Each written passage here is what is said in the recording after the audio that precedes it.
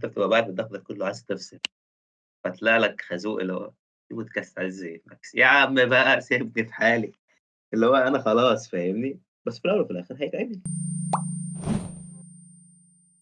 مساء الفل يا مستر سيف، عامل ايه؟ الحمد لله تمام. انت عامل ايه؟ انا تمام الحمد لله، والله كله كويس. احنا النهارده هنتكلم عن ايه بقى؟ النهارده يعني بعيد عن النهارده هنتكلم عن ايه. انا مستضيف شخص الاقرب الى قلبي. انا بجد اللي هستضيفه ده يعني شالني في حاجات كتيره جدا، وكانوا في ظهري في حاجات كتيره جدا، مع ان انا وهو التعامل بينا ما كان يعني ما فيش معرفه سابقه. احنا اتعرفنا في المزيكا وبتاع وكده وبجد هو من اقرب الناس ليا، يعني من الناس اللي عشتهم في المرحله دي. فاحنا النهارده عندنا يوسف محسن، والنهارده هنتكلم عن التايم مانجمنت. عامل ايه يا يوسف؟ الحمد لله، أخبارك يا سيف؟ والله انا تمام. أنا مبسوط بان انا مستضيفك والله، يعني بجد الحلقه دي وأنا انا عامةً مش متخيل، أنا باميكس الصوت، أنا جوّه البودكاست، فتجربة مختلفة انا شوية. احب اشيد والله بادائك في الكلام ده، اللي انا ما فهمش فيه بصراحه، بس هو جامد يعني. شكرًا يا يوسف. النهارده انا كنت عايز إمم. اتكلم عن التايم مانجمنت، وانا حاسس ان انت احسن شخص ممكن يتكلم في مرحله الشباب دي عن الموضوع ده، بسبب ان الحاجات الكتير اللي انت بتعملها، وعمرك ما قصرت في حاجه. يعني انا عمري ما شفت ان انت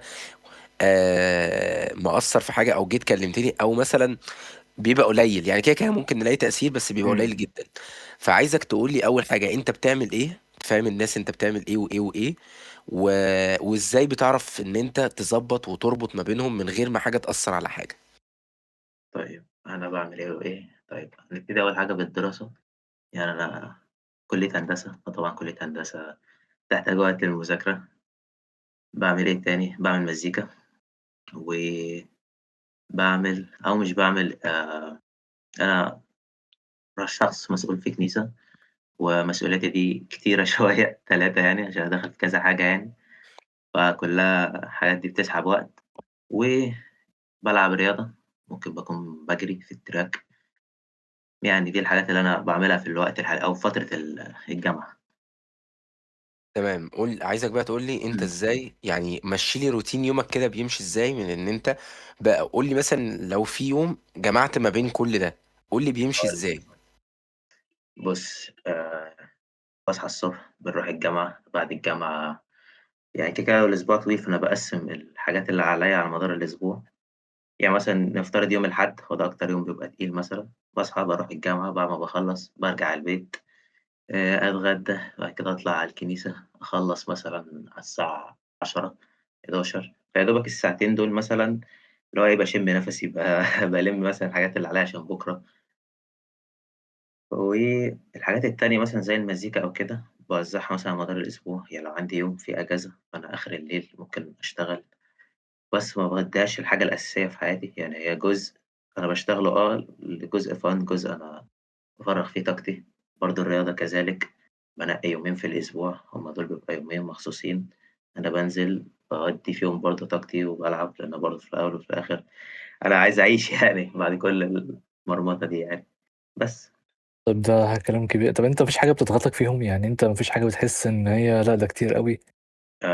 بُص، هو ساعات في أوقات أنا باحس إن أنا مضغوط، باحس إن ده كتير، في أوقات باحس غير إن البودكاست يعني. لأ سيبك من البودكاست، يعني هو يعتبر زي task لمدة ساعتين، باخصص له يوم أشتغل عليه وخلاص. بس هو يعني زي ما باقول لك، هي بتيجي فترات، بابقى مضغوط، لإن بتبقى الحاجة ورا بعض، وفيها فترات تانية أنا مش بابقى مضغوط، بابقى مستريح تمام، باعمل كل ده بس برتم أهدى، فده بيعتمد على الحاجة اللي أنا شغال فيها لأي مدى هي بتتحرك. يعني لو الجامعة مثلًا فيها امتحانات وفيها تسليم ومش عارف إيه، فطبيعي هابقى مضغوط مع الروتين الأسبوعي الطبيعي. لو أنا مثلًا في الكنيسة عندي event، أنا مسؤول عن حاجة أو كده، فده بالتالي هيبقى برضه ضاغطني، فكلّها بتبقى على حسب يعني، هي بتبقى أوقات فوق ايام زي ما بابقى وايام يعني. مضغوط، أسابيع بتبقى مضغوط فيها، وأسابيع تانية بابقى لأ الدنيا فاضية ما وراييش حاجة، فاتعودت يعني. ده انت كده بتشرب شاي 100%؟ بتشرب شاي لأ، فعلا ما باشربش ولا؟ غير، ما باشربش غير اه. قهوة، هي مرّة واحدة الصبح وواحدة في الضهر وبس يعني. كان نِفْسي تكون بتشرب شاي كتير. آآ مش يعني باشرب شاي اللي هو عادي يعني فاهم، لو قعدنا وبنفطر يس مثلًا يس مع في الشاي ده الجامعة. بجد أكتر حاجة overrated أنا شُفتها في حياتي، أكتر حاجة عليها ضجة ما لهاش لازمة أنا شُفتها في حياتي، بجد. أنا مَيّة معاك. سخنة، أنت بتخيل بتشرب مَيّة سخنة وبجد في ناس ما هو كل بتتمزج من المشروبات ده. المَيّة سخنة أصلًا عليها حاجة. لا، لا، لا، لأ، يا عم ده ما أنا هي طَب هاقول لك على طب حاجة، طَب ما هي هاقول لك على القهوة حاجة، إيه برضه، ما هي القهوة كده، هاقول لك على مَيّة حاجة سخنة طيب، ما هو عادية. نفس بالراحة، الكلام، بالراحة. نفس آه. الكلام مثلًا على أنا اليانسون. باتكلّم هادي اليانسون والله، لأ، هو ليه اللي بيهاجم ليه جامد. طعم، اليانسون ليه طعم مثلًا، ما هو مَيّة يعتبر برضه مَيّة سخنة، اللي مش عارف النعناع نفس الكلام، أي نوع بقى نسكافيه، كابتشينو، مش عارف كل ده ليه طعم، كل ده مَيّة سخنة عادي يا اسطى بتتحط على حاجة، على لكن شيء. الشاي ده مالوش أنا بجد ما مالوش طعم، ما مالوش طعم طعمه مَيّة يعني خالص. والّا أنت شايف طعمه إيه؟ والله هو طعمه مَيّة سخنة. ما هو بُص أنت مش كده كلّه يا سيف. يعني أنت كده معلش يعني ده هجوم خاطئ ليه بقى؟ لإن في ناس ما بتحب يعني في ناس ما بتحبش طعمه، أنا مقدّر ده، إنّما إنّك أنت شايف إن طعمه مَيّة سخنة دي حاجة غريبة جدًا، يا ابني أنا لإن عمري ليه ما يعني استمتعت، آه. أنا الشاي ده أنا عمري ما شربته إلا ما يبقاش معايا فلوس على القهوة، بس قُمت هو طالب شاي وخلاص وشارب نُصّه وسكتنا، عشان بس أحلِّل فلوس يعني. لكن عمري ما آه. اللي هو شخص أنزل أطلب شاي، أنت كده أنت غريب جدًا بجد. هاقول لك على حاجة، هو الشاي للأمانة مش كلّه بيحبه، بس لو أنت عملته في البيت بطريقة كويسة هتحبه عادي. يعني في أيام كنت باشرب فيها شاي بس اللي هو إيه بالليل، الدنيا تبقى بالليل والجو رايق فأشرب، أيوه ما هو وتبقى ده، قاعد هو ده حلوة كده. أصل أنا قُلت الtime management ده إمم. إدارة الأوقات وإنّك أنت تعمل كذا حاجة مع بعض، دي دماغ حد بيشرب شاي 100%. فاهم، بس مش على طول، أنا باشرب بس مش على طول يعني، بس ما أميلش ليه. عادي يعني عادي، مش مشكلة. إمم. طب بس أنت يا سيف كنت عايز طالما أقول لك يا أنت يوسف إيه؟ قُل. لأ قُل خلاص. باقول لك كنت عايز أقول لك أنت بقى يعني من اللي أنا على طول باشوفه معاك يعني، إن أنت على طول مضبّط وقتك وكده. قُل لي يعني بس في فترات بتيجي ألاقيك متعصّب جامد وبتطلّع الكلام ده فيّا وأنا ما بارضاش أرُد عليك والله العظيم. أنا أنا بافهّمك يعني، بتبقى متعصّب جامد وبتاع، ده بقى بسبب إن أنت مثلًا خلّيت في حاجة والّا بسبب إن أنت خلاص مش قادر أنا عايز أرتاح مثلًا أو كده، والّا الدنيا معاك بتبقى عاملة إزاي في الفترة دي يعني؟ باتعصب بديهي لإن أنا بابقى مضغوط مثلًا، ولو أنا مضغوط مثلًا والدنيا مش ماشية أو المجموعة اللي حواليّا مثلًا فيها بعض من الغباء وبعض من عدم الإنجاز، فده بيعصّبني، يعني لإن أنا في طبيعتي شخص بابقى عايز أنجز، عايز الحاجة اللي أنا باعملها بشكل عام تبقى بتطلع صح، ما يبقاش فيها كسل، ما فيهاش تراخي. المهم أنا باحب أطلّع شغلي صح بأي شكل من الأشكال، فلمّا بيبقى الteam اللي حواليك بيبقى بارد يعني أو ما بيقدرش ينجز، فدي حاجة بتعصّبني بجانب الضغط اللي هو أنت already فيه يعني. فأنت تيجي أنت واحد غلبان، أنت ولا بيك ولا عليك، تقول لي عايز الحلقة، هتلاقيني رُحت انفجرت فيك على طول. لا والله العظيم أنا مش أنا أنا الساعة ونُص والّا الساعة اللي باقول لك عليهم في الأسبوع كُلّه دول اعمل لي فيهم الحاجة، بالاقي أنا الهجوم عليّا بطريقة غريبة والله العظيم. يا هو سيف مش أفهمك على عارف إيه، حاجة. وهات حد معايا وبتاع ومش عارف. أصل بس أنت هافهمك عارف إن على أنت حاجة. إيه، أنت أحسن آه. حاجة فيك إن أنت بتصيح بس برضه بتعمل الtask، يعني أنا ما عنديش مانع إن أنت تصيح، هو أنا بس عامةً في برضه ما ما باصيحش، بيحصلش بس حاجة. هو أنا عامةً في الطبيعي ما باصيحش، بس باجي باصيح لك أنت بالذات يعني عشان إيه، اللي آه. هو أنت عارف بعد الضغط أنت بتبقى عايز تريّح هو بس أي حاجة تفصل، قدّامي تفصل وخلاص. آه دماغك، والله العظيم عايز يا عايز أي أنت بتبقى بعد الضغط ده كله عايز تفصل، فتلاقي لك خازوق اللي هو في بودكاست عايز يتمكس، يا عم بقى سيبني في حالي، اللي هو أنا خلاص فاهمني، بس في الأول وفي الآخر هيتعمل، يعني لابد من الحاجة تتعمل يعني. آآ طب ماشي كنت عايز برضه أقول لك على حاجة، آه.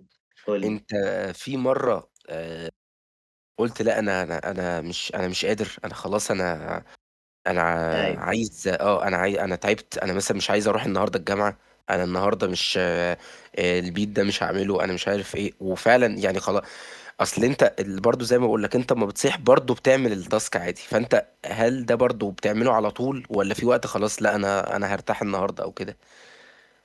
بُص، عامةً يعني حتى لو أنا بابقى تعبان وباصيح، باقوم عادي باعمل الحاجة، حتى لو أنا متكدّر وبتاع، قليل أوي أمّا هابقى بانفّض للحاجة اللي أنا هاعملها يعني.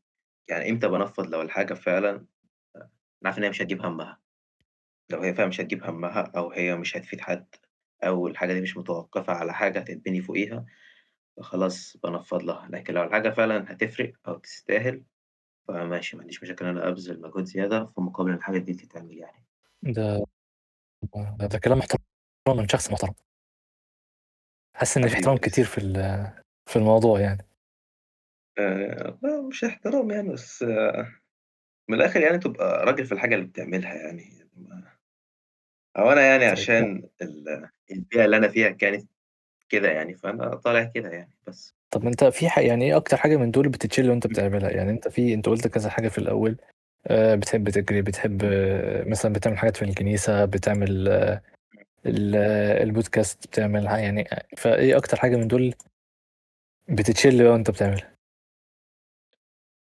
آمم، يعني في الأغلب بيبقى وقت الجري، يعني أنت وقت بتفصل فيه بقى، أنت بتجري بتطلّع طاقتك، في نفس الوقت التراك لمّا بتروحه هو بيبقى الدنيا الجو ساقعة، جو نضيف، تحس فيه هوا نضيف كده غير الجو بتاع برّه اللي فيه العربيات الزحمة ده، فأنت آه بتاخد فاهمك. وقت كده لذيذ. طيب لمّا تبقى قاعد فترة مثلًا قاطع مزيكا، فتيجي تشتغل على حاجة، فتلاقي نفسك أنت آه، طلّعت حاجة كويسة، مع إنك ده ما كانش متوقع بس، فالحاجات دي هي اللي بتبسط شوية، أو دي الحاجات اللي بتهوّن شوية. أيوه فاهمك. طب أنت بتسكرول على reels طب زينا والّا ما فيش الكلام ده؟ لأ، لأ باسكرول طبعًا يعني، هاقول لك على حاجة، في أوقات أنا لمّا باقعد في البيت بابقى قاعد باسكرول ودي أكتر حاجة بتضايقني يعني، أنا باحرق وقت كتير على حاجة ما لهاش لازمة يعني الscroll. آه، وفي الأوقات اللي هو إن أنا بابقى مشغول فيها، ودي أكتر أوقات أنا باحبها يعني، طالما أنا مشغول ما بافتحش السوشيال ميديا، ما باقعدش أسكرول، ما باحرقش وقت على حاجات فاضي، ف يعني شئت أم أبيت كلنا بنسكرول يعني وبنضيّع وقت. طب أنا كنت عايز أقول لك لو إمم، أنت مثلًا عايز تنصح حد والّا حاجة إن هو يعني في إمم، واحد مثلًا بيعمل نُص اللي أنت بتعمله وتلاقيه مش يعني مثلًا بيروح الهندسة عنده هندسة بس، وده على فكرة أنا إمم، مش باقلل من كده، يعني أنا إمم، على طول باقول إن أنت عادي إن أنت الطفل المعجزة، إن هو عارف يضبط من الكلام ده، بس في واحد بيبقى عنده حاجة واحدة بس وتلاقيه على طول جمدان. مش مضغوط أو كده، أنت ماشي مثلًا بحتّة إن أنا أدّي لكل حاجة 50% أحسن ما أدّي حاجة واحدة مثلًا 100% والّا أنت ماشي بأنهي طريقة يعني؟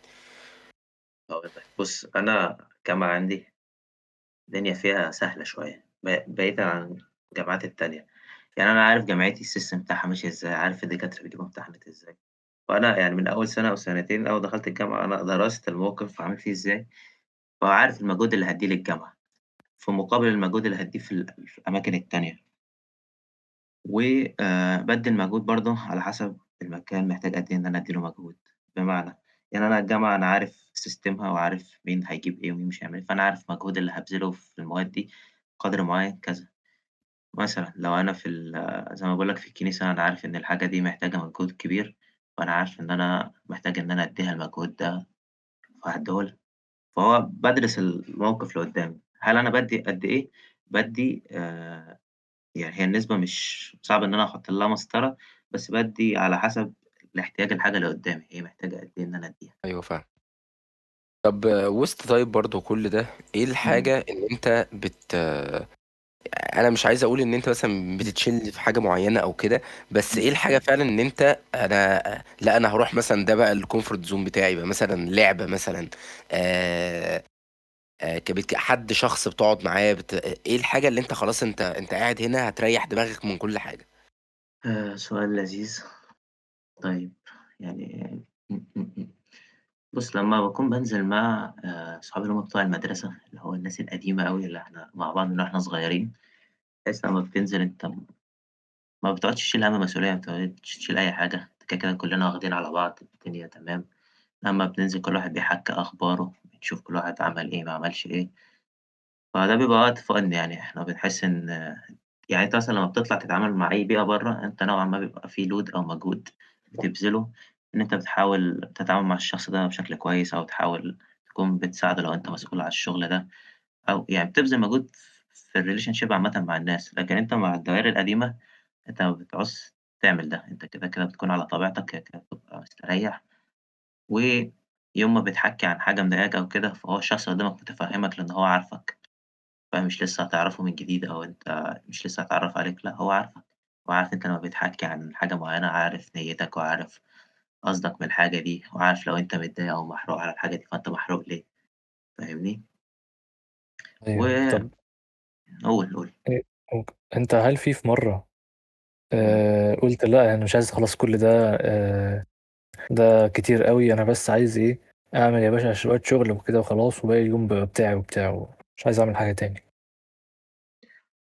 آآ في مرّة يعني أنا للأمانة ما أقدرش أستغنى عن أي حاجة أنا باعملها، أنا باحس إن أنا يعني جزء فيها، فكون إن أنا جزء فيها ما أقدرش أستغنى عنها، بس في وقت أنا محتاج آخُد break أفصل عشان أشحن، لإن أنا طول الوقت يعني مش هابقى مَكَنة يعني، لو اشتغلت طول الوقت هاتحرق ومش هاعرف أدّي للي حواليّا ولا هاعرف أكون أنا بادّي لنَفْسي حاجة باكبر فيها، ففي وقت أنا محتاج آه. break كده أفصل، أراجع نَفْسي، هل أنا تمام، مش لأ، تمام، لأ، هل مش أنا باتكلّم باعمله على ده صح؟ البريك، أنا باتكلّم على إن لأ خلاص أنا مش عايز أعمل ده، خلاص كده أنا ما لسه ما وصلتش للمرحلة دي، بس يعني مؤخرًا ابتديت يعني أفكّر في النقطة دي، هي موضوع المزيكا، يعني ابتديت أقول مؤخرًا أنا مش ملزم إن أنا أكون باكبر فيها ولا ملزم إن أنا أكون باتشهر، أنا عادي باعملها for fun وخلاص يعني، حتى ممكن ما ادّيهاش ياه! الوقت المهم. دي أكتر جملة سمعتها مضايقتني يعني، ما أنا عارف. والله بجد يعني. أنت الpotential إمم. بتاعك ما كانش طبيعي والله العظيم يا اسطى. هو كان في وقتها كنت شايف إن لو أنا وصلت في المزيكا كنت هابقى وصلت لحاجات كتير، بس حاليًا أنا شايف بالوضع بتاع المزيكا والوضع الحالي، لأ هي المزيكا لذيذة، حلو أوي عليها لحد دلوقتي كده. على فكرة هو ده الصح يعني، هو حاجة إمم. ضايقتني، بس على فكرة ده أنت ماشي صح. أصل هي الفكرة يعني يعني لو دخلنا في حتّة المزيكا، حتّة المزيكا الbackground بتاعتها أنت سيف أكيد عارفها، أي حد فاهم. فاهم في المزيكا عارف هي بيئة مش كويسة، يعني مش أحسن حاجة، غير أيوه لو معاك أنت حق. طلعت برّه حتّة الراب، يعني أنت لو دخلت في حتّة الإنتاج الموسيقي بشكل عام، سواء الموسيقى التصويرية، مسلسلات أو الناس اللي بيعملوا مزيكا فعلًا زي بيعملوا مثلًا لبهاء سلطان وتامر حسني وعمرو دياب، الناس دي فعلًا هي نوعًا ما بيئتها كويسة، ما أقدرش أقول لك إن هي كويسة 100%، بس نوعًا ما فيها level من الناس تعرف تتعامل معاه بشكل professional أو شكل كويس، أو ما أنا أعرفش مش يعني أنا فاهم ما هو أقدرش برضه. إيه حوار البيئة بتاعة الراب دي، هي عاملة بُص إزاي؟ هاقول لك، بيئة الراب في أغلبية الوضع أو أغلبية الناس اللي بتغني بتبقى ناس فعلًا مش عارف أقولها إزاي، مش عارف أكمّل الكلام، بس أغلبية الناس بتبقى طالعة جعانة، بتبقى شايفة روحها، أنت كده بتبقى كمّلت الكلام. قُلت لك أنا مش عايز، قُلت مش عايز أكمّل الكلام. لأ هو يعني أنا معاك في دي جدًا على فكرة. يعني فاهم، أنا قُلت لك مش هاكمّل الكلام، قُلت لك ما أيوه. باعرفش. هُم بتبقى بيئة جعانة وبيبقى طالع شايف نَفْسه هو الstar وهو ياما هنا ياما هناك، بس أنت يا اسطى أنت ما فيش بجد، يعني أنت يعني أنا ما عنديش مشاكل إن أنت تفرض نَفْسك وتعمل شخصية على الناس، بس في نَفْس الوقت تكون بتتعامل مع الناس بشكل محترم، أو بتتعامل مع الناس اللي حواليك في شغلك باحترام، تدّي الناس حقوقها، بس ما تقعدش تصيح على النت أو تبان إن أنت جامد وأنت أصلًا شخص مش كويس يعني، وأنا معاك ما في دي أقدرش آه، بسبب إن آه. خلِّ بالك هو الغلط بيبقاش أنا هاقول لك على حاجة، ده أنا قُل مرّيت لي. بالموضوع ده كتير إمم. جدًا، إن المشكلة بتبقى بين الشخص اللي بيبقى يا إما أحيانًا الشخص اللي بيبقى معاه، يا إما هو نَفْسه عايز يثبت حاجة أو كده، بسبب إن في ناس أنا أعرف شخص يعني كان في شركة إنتاج يعني وكده بدون ذكر أسماء، الشخص ده اللي كان عنده يعني كان مثلًا قُل إيه، لسه ما اتسمع هو دلوقتي مسموع، بس هو كان لسه ما اتسمعش، كان عادي جدًا، أيوه. والشركة مهيّأة له إن هو نجم جدًا، فبعد كده اتنطّط عليهم. ما أنت السبب، أنت شخص هو ما عمّال يلعب في ال4 و5000 view وأنت النجم جاي مش عارف إيه وكده، لحد ما في موقف حصل كان فيه المفروض فلوس هيروح يسحبها إمم. من البنك، لأ قال أنا نجم مش هاعرف أروح، أنا الناس هتتصور معايا، وأنت والله ما حد عارفك، ساعتها آه. يا ربنا، ساعتها ما كانش عارف أنت حد عارفك خالص، فبتبقى المشكلة في البيئة إن هي مصوّرة له إن هو حاجة جامدة جدًا. ده حقيقي إمم. يعني، عارف أنت الsound بتاع الجيار، أنت لباسك مقطّع، أنت مش عارف إيه، هو كده، يعني آه. هو ما أيوه، فيش. لأ أنا يعني باحب الsound آه. باحب sound مرتضى منصور أكتر. عامةً ده يعني هو تقدر تلاقي لها كذا sound يعني. ليه؟ اللي هو إيه بتاع انت مطعم اللي هو صيني؟ انت بتاع انت فسا انت شعربات وبتاع، بحبه جدا آه. بجد. انا أنا بحب مرتضى منصور نفسه بقى جدا على فكره. عامة يعني. انا بحب الشخصيه دي جدا. شخصيه دي ده ماشيه دايسه على الكل كده وبتاع أيوه. ف فالفكرة أنت يعني بيئة المزيكا هي مش كويسة، يعني هي المفروض تتعامل يعني أكتر حد أقول لك باحترمه مين وباحس إن هو لو اتعاملت معاه هالاقيه كويس مثلًا، زي بجاد، عارف بجاد أنت؟ اه عارف اه. يعني لا هو شخصيه كويسه صراحه. هو إيه، بص انا ما هو اتعاملتش ما معاه باقولش بس أنا ما اتعاملتش معاه انا بحب عمومًا، مزيكته، انا بحب مزيكته جدا على فكره. هو تحسه مش مصطنع، هو تحسه شخص طبيعي حقيقي، وده اللي أنت محتاجه، أنت مش يعني أنا باحس إن أنت الفن عشان توصّل أي حاجة لازم تكون بتوصل شخص انت حقيقي، ايه. بتوصّل أنت إيه، وأنت تكون اه شخص حقيقي مش بتصطنع الحاجة. وعامةً أنت هتلاقي دايمًا المزيكا الناجحة أو الناس اللي بتحبها ومتعلقة بيها دايمًا المزيكا اللي بتكون بتحكي رسالة أو حاجة حقيقية أو حاجة ملموسة من أرض الواقع، دي أكتر مزيكا هتلاقيها معلّقة مع الناس. الأغاني التانية حلوة وهيت وكل حاجة، بس هي هتهت وهتقع مش مش هتعمل. هتعيش، هي أغاني من آه. الآخر مش بس هتعيش، هقول هي لك على أغاني حاجه برضو، تعالى نتكلم في حاجه في حته ان هو اما إمم، بجد بقاله كتير جدا محطوط في حتة الاندر ريتد. وده خلي بالك ممكن يكون بسبب ان هو برضه بيقدم المزيكا دي، لكن الناس اللي بتقدم المزيكا التانية بتطلع وتتشير اكتر. يعني انت مش على طول كل سنة كده يقول لك إمم. الرابر الاندر ريتد بيبقى بجد. أنا فاهمك، بس هو هو هو لسه سارق واخد نفسه حقه يعني. من قريب، خلي بالك هو لسه واخد أيوه، حقه من قريب قوي. مع انه يعني خلي بالك من اكتر الناس اللي بتعمل انتاج كتير. يعني ده هو حقيقي. بينزل كتير جدا بألبومات. وما بتلاقيش على فكرة ألبوم مجلي قوي يعني. هو عامةً هو اللي حاطط نفسه في كده، هو اللي عايز كده. دي حتّة مم. comfort zone بالنسبة له فهو قاعد فيها. عندك legacy ما هو طلع برّه الcomfort zone فخلاص فاهم. بس، فخلّينا نرجع للموضوع عشان إيه ايوه الحوارات دي فاهم. هنبعد. ضايقتني والله بجد يعني. يا عم ده كلام بيتقال يعني، لسه ما أعرفش إيه كلام اللي بيت هيحصل. اوعى تعمل كده. لسه ماشي، بيفكر معانا يعني. طب بالضبط. كنت عايز برضه اقول لك على حاجه. قُل لي. يعني في مره من انت زي ما بقولك انت بتدير وقتك كويس وكده. في مره ضاعت منك مثلا فرصه او ضاع منك حاجه بسبب ان انت لا كنت مهتم بحاجه اكتر، وفجاه لقيت ان في حاجه ضاعت منك مهمه او كده بسبب اداره وقت مثلا مش كويسه. بُص لحد دلوقتي لأ، بس ده هيحصل السنة دي، يعني ده هاكتشفه انت السنة دي مثلًا. انت يعني فاهم؟ حضر نفسك يعني ايوه. أنا جاي، أنا يعني هاقصّر دلوقتي. انا هقصر آه. دلوقتي. أنا جاي لك قدّام، أصل أنا هاجي في الصيف دلوقتي عاوز أنزل تدريب مع الجامعة، ما أعرفش التدريب هيبقى فين ومواعيده إيه، عاوز آخد كورسات، دلوقتي أنا بعد ما سرِّشت ودوّرت قصة الكورسات، أي كورس أنا محتاج أسافر القاهرة، وأقل حاجة هاقعد أسبوعين، شهر، والmax شهرين مثلًا في الحالة بتاعتي، فطبعًا يعني أنا لو رُحت شهر، شهرين القاهرة دي مميتة، مميتة في كل حاجة، مميتة في مصاريف، مميتة في اللي أنت بتعمله، يعني تخيل أنا يومي كله قاعد في أسيوط. أنا يعني أنا عايز أقول لك برضه حاجة من الحاجات المساعدة في حوار الوقت، إن أسيوط بلد صغيرة أنا قُلت لك قبل كده، أنا كام الحاجات اللي ممكن أعملها في أسيوط، أنا لو عملت حاجة منهم بس في القاهرة أبقى كويس، يعني بجد لأ الوضع في أسيوط دي ميزة إن البلد صغيرة فتعرف تعمل كذا حاجة، ف فإيه أنا نسيت، أنت أنا بتتكلم لمّا نسيت كنت عايز تيجي القاهرة، أو آه، لمّا كنت هاجي بس القاهرة. صح. فكرة إن أنا آجي القاهرة يعني لو حرقت شهرين في حاجات كتيرة أوي أنا هتلاقيني مرّة واحدة مش هاقول لك قصّرت، أنا رفعت إيدي خالص من عليها، يعتبر ما جيتش فيها. ولو أصلًا عشان أبذل مجهود إن أنا أحُط إيد فيها، فده هيبقى مُجهِد ومُكلِّف أكتر عليّا أنا، فلسه ما أعرفش إيه اللي هيحصل عامةً يعني. والله يعني أتمنى إن الموضوع يكون ماشي كويس، بس يعني أنت ساعتها إيه اللي هيحصل؟ طب لنفترض إنك أنت خلاص قررت إنك أنت، يعني لازم في حاجة هتأثّر فيها، هتعمل إيه بقى في الموضوع ده؟ هاحاول على قد ما يمكن يعني إن أنا أمسك العصاية من النُص، بمعنى يعني لو في كورس مدته مثلًا أسبوعين أو شهر، أنا ممكن عادي الشهر ده أتشقلب فيه، أروح عادي القاهرة وأنزل على أسيوط وأروح وآجي عادي، بس لو لا اصل المدة القاهرة والاسيوط مش ساعتين، مش أنا فاهم، السخنة. ما انت أنا فاهم.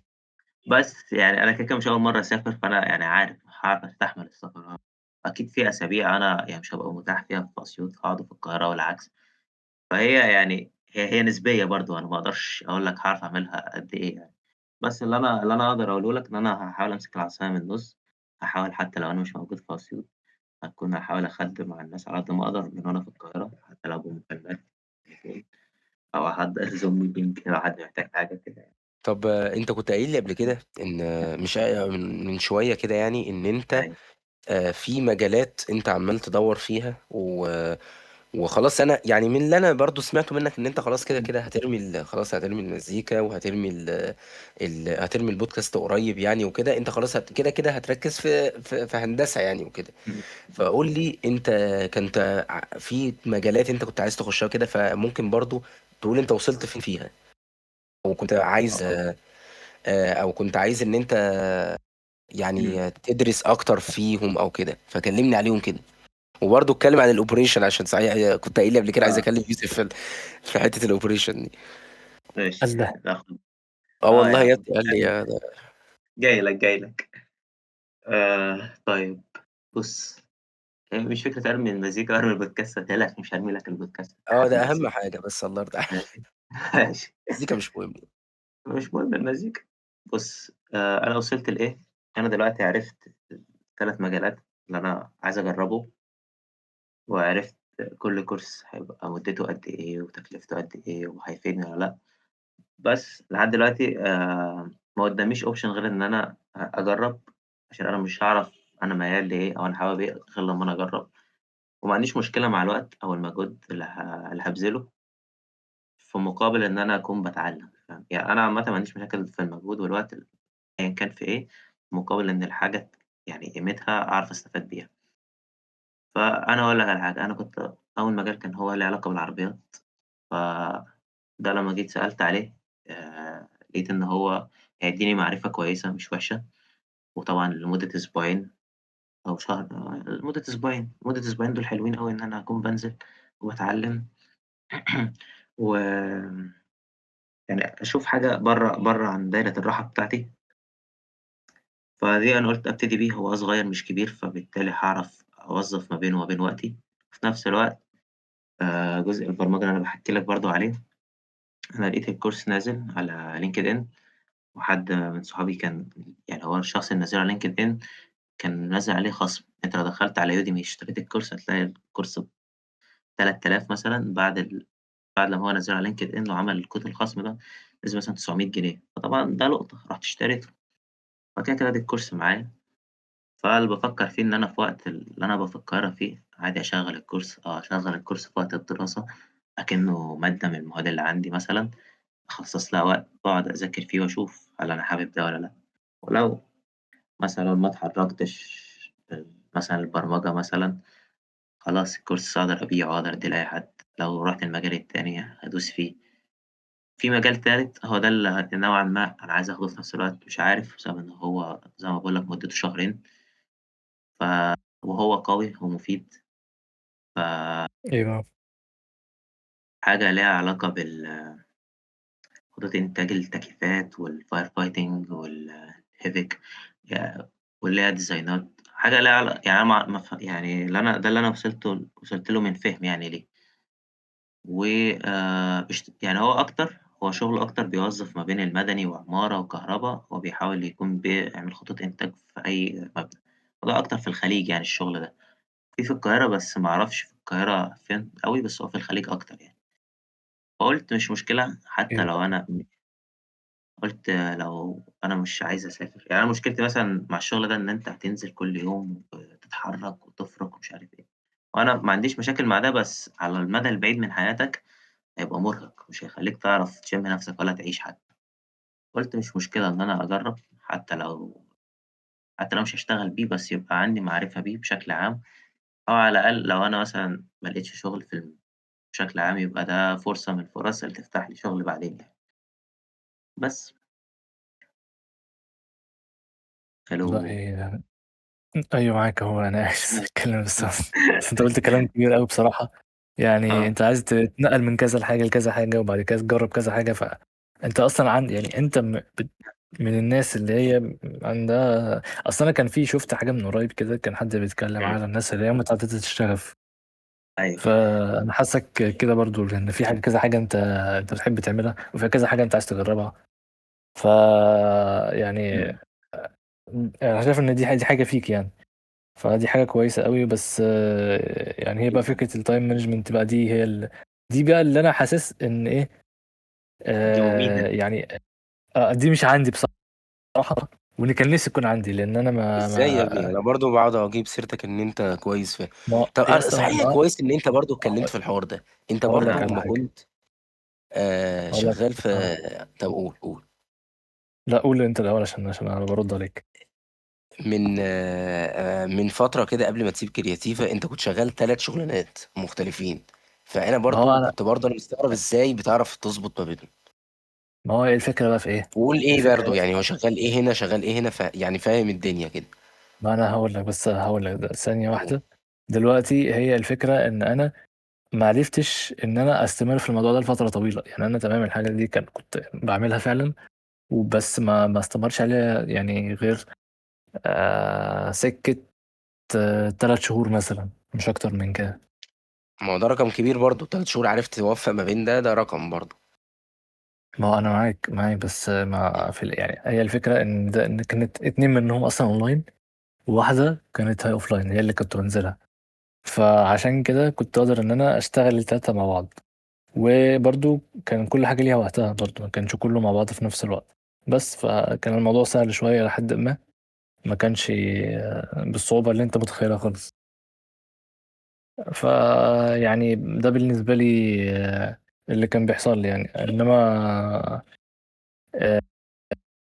حتى مع او يعني نقدر نقول ان انا برضو ما استمرتش على الموضوع ده يعني فترة كبيرة. يعني أنا بصراحة شايف ان 3 شهور دول يعني مش سنة مثلا او اكتر من سنة.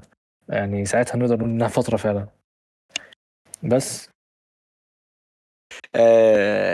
طب ماشي. طب انت برضو كنت عايزك تقول لي ان انت كنت يعني اليوم من اوله كنت بتعمل ايه. قول لي ان انت كده كنت زي ما قلت لك شغال ايه في ده وده وده، وكنت من اول يوم هنا بتعمل ايه، ومن تاني. وخلي بالك انت في منهم اصلا واحده اللي هي بتبقى ستارت اب، فانت يعتبر بتبقى شغال بدون من غير وقت من غير حاجه وكده، شغال بالتاسك. فمثلا يوم عندك التلاتة اه اللي كنت بص، برضو بتمشيهم ازاي. الايام اللي بقى فيها ضغط تاسكات في الستارت اب، دي بقى كنت بسيبها بقى للروقان بقى، عشان كده بقى ايه، ده بقى وقت الشاي بقى بالليل يا باشا، مع كوبايه الشاي بتاعتك. اه اشرب ميه سخنه واقعد بقى ايه نشوف طب الدنيا ايه، بتقول طب ما ايه. لا ما اسمحلكش طيب، عايزين إلا لك لا تقول كوباية الشاي.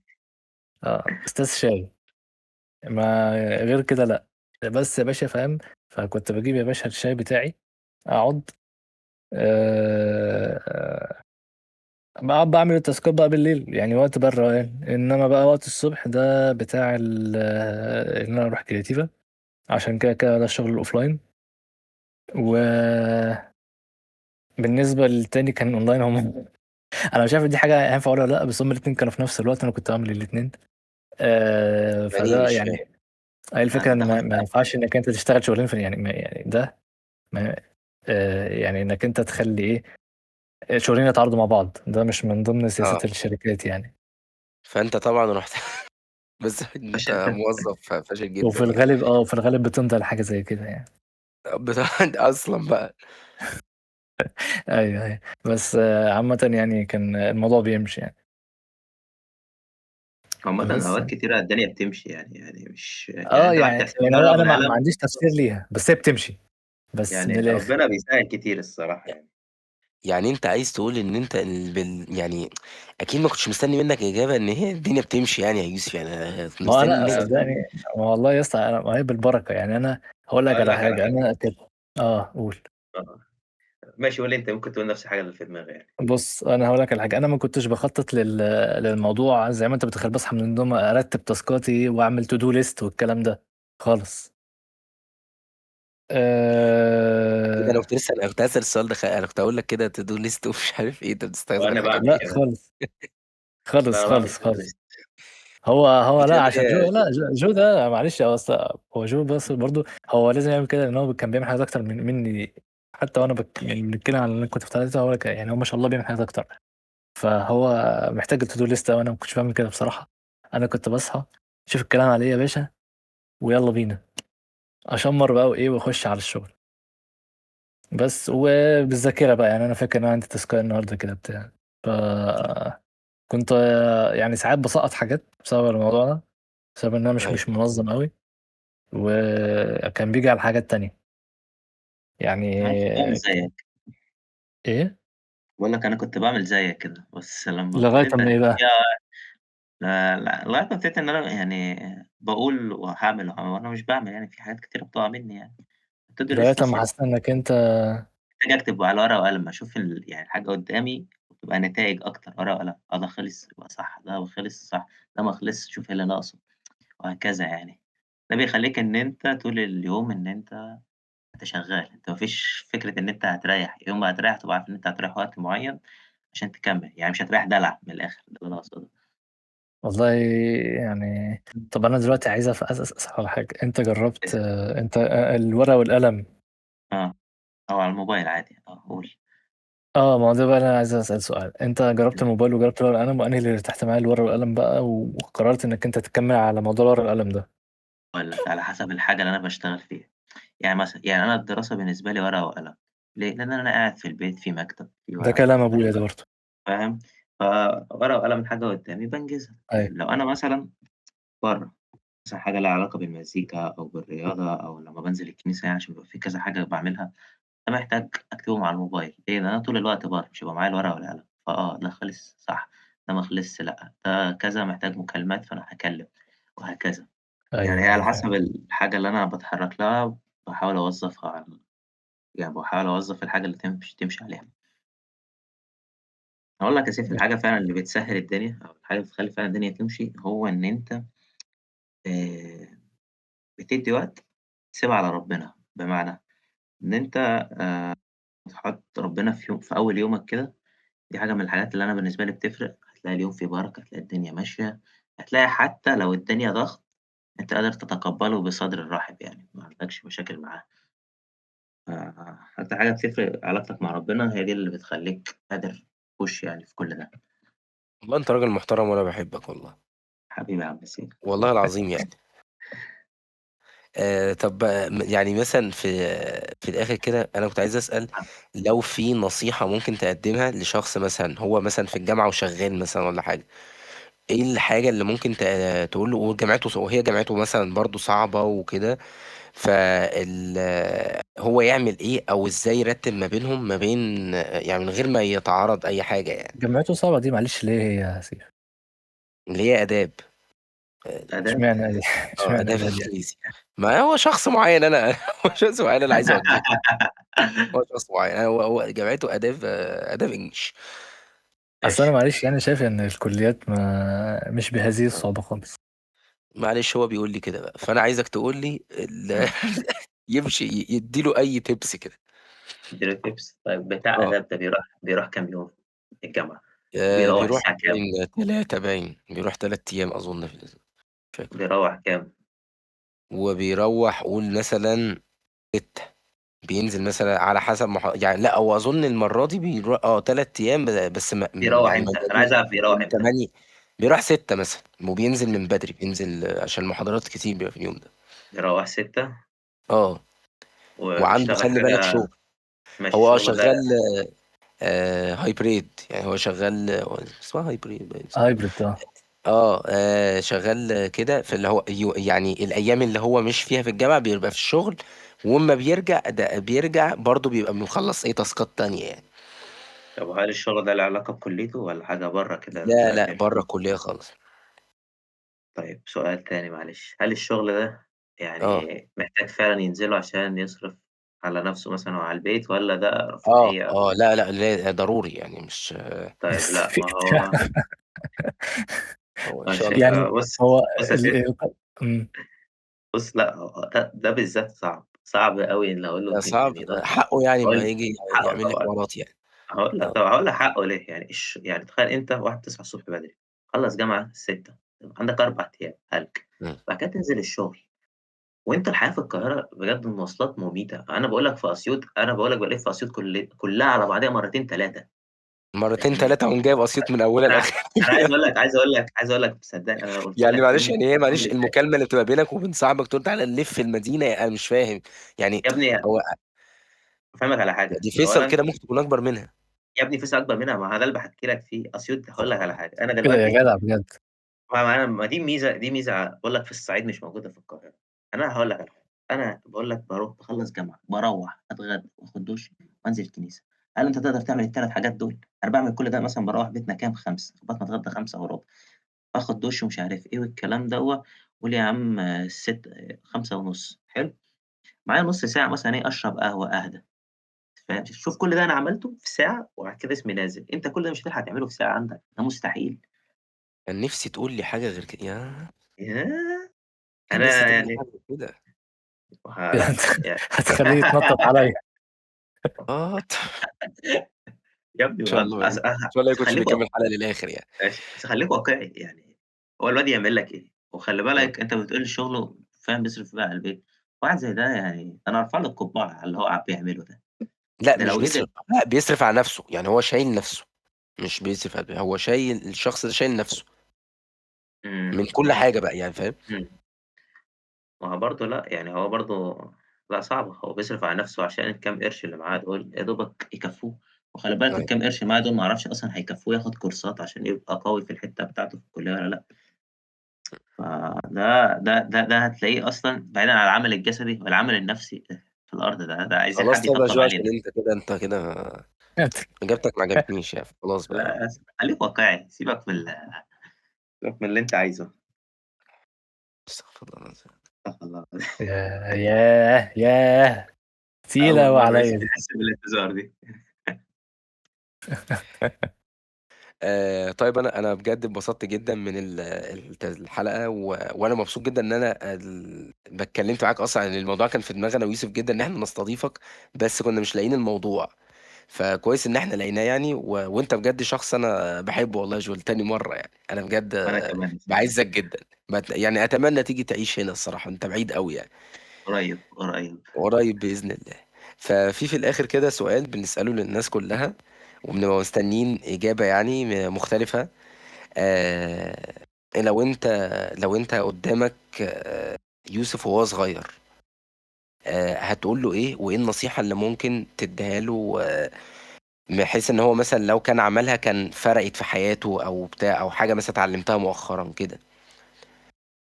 طيب هاسألك أنا سؤال، زي ما أنت بتقول عايزني أدّي نصيحة، أنت في فترة الجامعة بتاعتك أنت ويوسف كانت عاملة إزاي؟ وإزاي تقدروا تنصحونا بشكل عام يعني في الموضوع دوّة؟ آه. وأنا هاقول لك.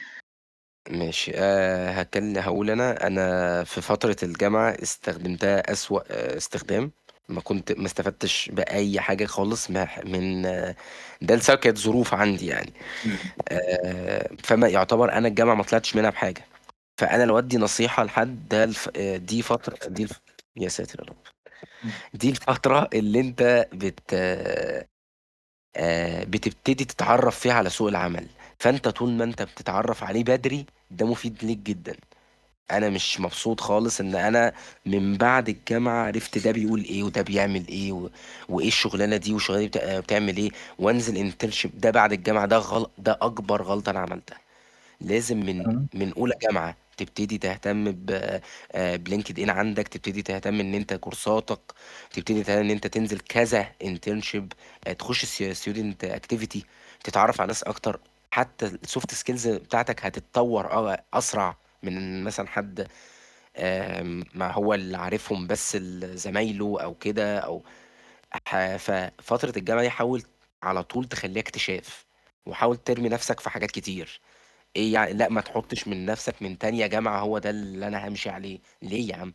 عندك عادي فترة كبيرة جدًا، عندك فرص كتير للتطوير، أنت مثلًا من بعد كده ظروف الحياة بتخلّيك إن أنت خلاص أنا لازم خلاص بقى أشوف مستقبلي وأشوف مش عارف إيه وكده، لكن أنت في الجامعة عندك فرصة على طول للتطوّر، ما تضيّعش دي على الفاضي، ما تل حاول على قد ما تقدر، أنا ما باقولكش ما تلعبش، لأ العب جدًا، بس في نَفْس الوقت ادّي للفترة دي حقّها. دي فترة الجامعة بتاعتي، ونصيحة ممكن أقولها لأي حد إن أنت ما تضيّعهاش كده. ويوسف. انت بقى ايه يا يوسف؟ والله أنا شايف إنك يا يوسف يا صغير، يا يوسف يا جونيور، آه. لازم يعني تهدى شوية وبتبطل قلق على على المستقبل، لأن الموضوع أبسط من كده يعني. لأن كان وأنا صغير كنت حاسس إن أنا قلقان أوي أوي أوي، مكنتش عارف أنا يعني هطلع إيه ولا هشتغل إيه ولا بتاع. فالموضوع كان قلقني جدا، وهي الموضوع بتيجي بتدبير ربنا. أنت بس إيه يعني، اعمل الحاجات اللي أنت اقلق على اللي عندك دلوقتي بس. يعني ايه حلو. لانك انت ما خلصتش الكورس، ايه لانك انت ما رحتش ما الجامعه، ترميش اقلق بعيد على يعني. امتحانك اللي جاي يبقى وخلاص بس. فده اللي انا عايز اقوله لنفسي. لأ عامةً يعني هاقول نفس اللي أنتم بتقولوه. عامةً شايف إن وقت الجامعة ده فعلًا أكتر وقت فيه، أكتر وقت محتاج إن أنا أتعلّم، عشان لو ما اتعلمتش دلوقتي مش هاعرف أتعلّم قدّام، أو تَمَن التعليم قدّام بيبقى تكلفته أغلى بقى، سواء ماديًا أو نفسيًا أو كده. وأنا مش فكرة قلقان على المستقبل على قد ما أنا عايز أجرّب، عايز أشوف نفسي لأي مدى أنا هاكون شاطر في أي مجال من المجالات دي يعني، واكتشف نفسي أكتر يعني. طيب كده اعتقد كل حاجه النهارده، فانا انبسطت قوي يا جو، أنا كمان. سيف كده كده مبسوط يعني انا عارف. جو ده حبيبي يعني. بس فنشوفكم في حلقه جديده وصفحه جديده.